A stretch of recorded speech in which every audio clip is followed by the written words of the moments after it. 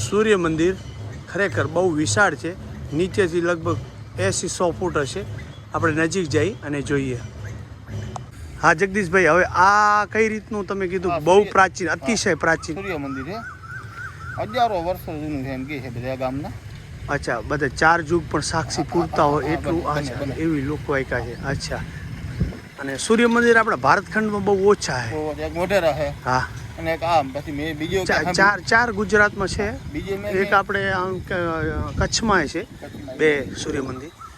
હવે આપણે નજીક જઈને જોઈએ. નીચેથી કેટલું ઊંચું છે તમારે? હા, એના પટમાંથી તમારે હશે જગદીશભાઈ? 90 ફૂટના આડે ગળે તો હા, 90-100 ફૂટ હોઈ શકે. આખી અલગ જ આખી એની બનાવટ છે. નજીક જઈને જોઈએ હાલો. હા હા હા, એમ જ. હા, જે હોય અમને વિસ્તારથી સમજાવજો. આ મૂર્તિ છે ને જગદીશભાઈ? આ તમને નથી લાગતું આ લોકો તોડી હોય? ના, સમય જતા વિજુલભાઈ આપણો કોઈ પણ વસ્તુ સમય છે ને, સમય એમ એ કોઈ પણ વસ્તુને નષ્ટ કરી નાખે. વાત સાચી. એટલે આપણે દેખાણો એવું. એટલે હાલો આગળ જઈએ. આમાં તમે જૂનું જોવો ને તો ઘણી મૂર્તિ છે. હા હા હા, સમય સાથે લુપ્ત થતી જાય. હા, વિચાર કરો આરી. ઓહો, કેટલીક જૂની. બહુ હજારો વર્ષો જૂની. હા હા હા, ઓહો, વિચાર કરો. ફરતું લગભગ કેટલું હશે આ? છે ને, મેં તો એવું સાંભળ્યું છે. હા, કે શરૂઆતમાં દરિયો છે ને ઘૂંગળી સુધી હતા બીજલભાઈ. અચ્છા અચ્છા. ત્યાં તમને ઓલા વાણ ખોડવાના ફૂટા કે શું કહેવાય? અચ્છા, હા હા હા, નાંગરવાના. હા, નાંગર એ હજી ને સાક્ષી પૂરે. ઓહો હો, વાહ. એટલે એ વખતમાં આ બહુ મોટું બંદર હશે આપણે અંદાજ મુજબ. અને આવડું મોટું મંદિરનું નિર્માણ કર્યું હશે, એની જે તે ટાઈમે કેટલી જાહો જલાલી રહી હશે? હજારો વર્ષે જો પથ્થર આવા થઈ ગયા, હજારો વર્ષ પહેલા કેવા હશે એનું મંડાણ તો જુઓ. અને આપણે આ તો જગદીશભાઈ ઉપર મોર બેઠા છે. આ તો જગદીશભાઈ આપણે કહીએ નકા આ મંદિર બનાવવામાં તો કેટલી, હા જુઓ. અને આને નીચે જગ્યા પારખી હશે, પથ્થરને ધ્યાનમાં રાખી કેટલોય સમય વિયો ગયો હશે. હા, રાજાશાહી સમય વખતનો આ કોઠો છે. આ બાજુ આરતી ચાલુ છે. ખરેખર ઉપર જઈને બતાવી. ઉપર ખરેખર અમુક થોડું ખંડિત થઈ ગયું છે. અચ્છા, મામાદેવનું મંદિર છે. એમને પણ આપણે વંદન કરી દિલથી. ઓહો હો હો. હે જગદીશભાઈ, એવું નથી લાગતું કે નીચેનું જે આખું મંડાણ રહ્યું આ પ્રમાણે બહુ હશે ને પછી ઉપરથી થોડું ઘણું આખું મેચ નથી થતું? એટલે આ કેવડું ઉપર થોડું પડી ગયું હતું, એમાં થોડું સમારકામ કરેલું. હા, કેમ કે નીચે એટલું ભવ્ય છે ને, એના હિસાબે આ મંદિર બહુ ઊંચું છે, અતિશય.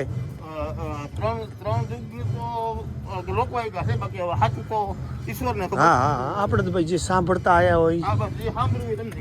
હા, કેમ કે જાણે આપણે નાનો એક ડુંગર ચડી રહ્યા હોય ને એવડું તો આ મંદિર છે. હા, આ પથ્થર લઈ આવતે કેટલો ટાઈમ. અને પથ્થર પણ જુઓ, કંઈ નાના પથ્થર નથી. મને એમ લાગે 1-2 વખત આ જો સમય જતા વિચાર કરો. મને એમ લાગે છે કે ઉપર ને આ બે મેચ નથી થતું. સમયગાળા દ્વારા કદાચ ધ્વસ્ત થયું હોય, પડ્યું હોય, વળી પછી ચણ્યું હોય, એવું આપણને અનુમાન આવે છે. આહા, ઉપરનું જુઓ જો. કેમ કે આ પથ્થર છે ને થોડાક નવી ડિઝાઇનના છે, નીચેવાળા અલગ છે. ઓહો, વાહ વાહ, એ ભગવાન, જય મારા વાહ. વાહ વાહ. તમે આ યુટ્યુબમાં પહેલી જ વાર વિડીયો બનાવ્યો હતો નાનો? આજ દી સુધી? વાહ વાહ વાહ. આ સૂર્ય ભગવાન.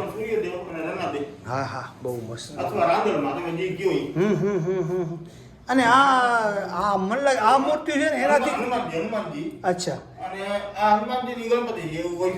અચ્છા, એવું હનુમાન છે. ઓહો હો હો. ખરેખર ઉપર તો દેખાતો નથી, પણ આ મંદિર નીચેથી 60-70 ફૂટ ઉપર હશે. જે આ બાજુ પ્રવેશ કરી ગજબ. શું હે તમારી ચેનલનું નામ? સાદિયા જગદીશ બ્લોગ. વાહ વાહ. અચ્છા, સૌ પ્રથમ ક્યારે તમારે મેં વર્ષ દિવસ પહેલા વિડીયો નાખ્યો હતો. અચ્છા અચ્છા, ખાલી ફરવા આવ્યો તો મેં તો મસ્ત શોખથી પબ્લિકને કંઈક જાણવા મળે ને કોકને આવવું હોય તો આ ભગવાન શ્રી કૃષ્ણના પગલા જેવા પિયરભાઈ એ તો મોટી વાત થઈ ગઈ ને. તો ભાઈ આપણે ખરેખર આપણે ભાગ્યશાળી છીએ.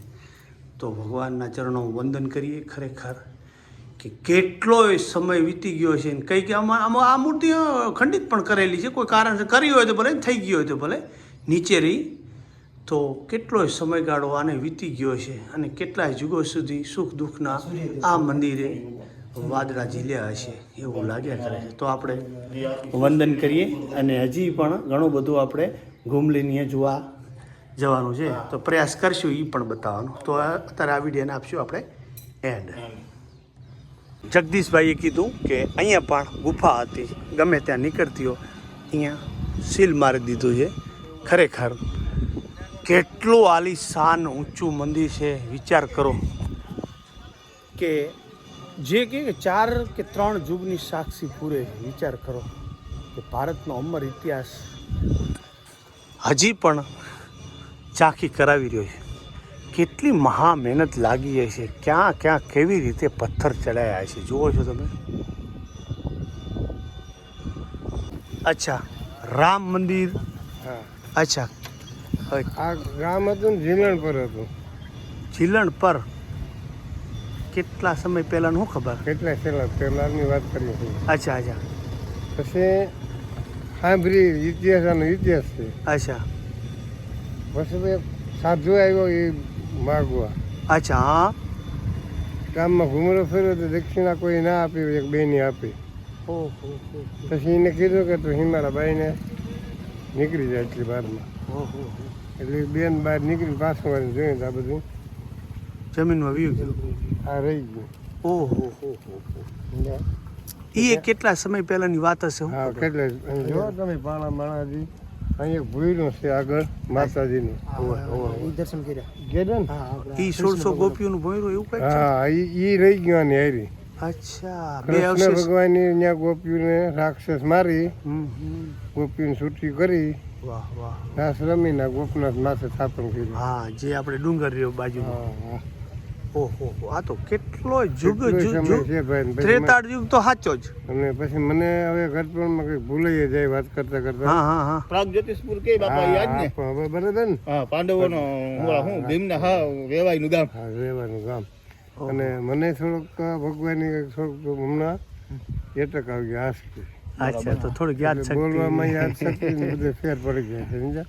મેં તો એવું સાંભળ્યું હા. હતું કે આજે ઓલા માયાસુરેજી 1600 ગોપને બંધસ્ત કરી હા. અને આ ભોયરામાં રાખી. રાખ્યું. હા. પછી ભગવાન શ્રી કૃષ્ણ આવ્યા, હમ. એના હારે યુદ્ધ કર્યું હમ. અને મોર નામના એનો સેનાપતિ એને મારી. મોર અને મોરવીની છોકરી હતી. આ એને મોરને મારીને પછી આથી મુક્ત કરી હતી ને રાસ રહીમાં હતા. એને માર્યો ને ભાઈ. હમ. હવે સમય બદલી ગયો. સમયની હારી હાલીને હમ. વિનાશકારીની વિપરીત બુદ્ધિ. હા. હમ. આપણા આપણા બધા જીવન જીવી છે ને વિનાશ કરવા સારું જેવી. હમ. ઓહો. આ વસ્તુ રાવણ પાસે હતી. હા. એમ. આ વસ્તુ રાવણ પાસે હતી. વાયુ વાહિંદા કરે, હા. પવન પાણી ભરે, નવું કરાવીને ઢોલીએ. હા વાહ. એટલે આપણા પાસે આવી ગઈ હા. છે ને? તો આપણે રાખશું તો નથી ને. આપણો વિનાશ થવાનો છે આમાં. એમ ભગવાનને પ્રાર્થના કરી સદબુદ્ધિ દે બધાને. ક્યાંથી દે ભાઈ? જો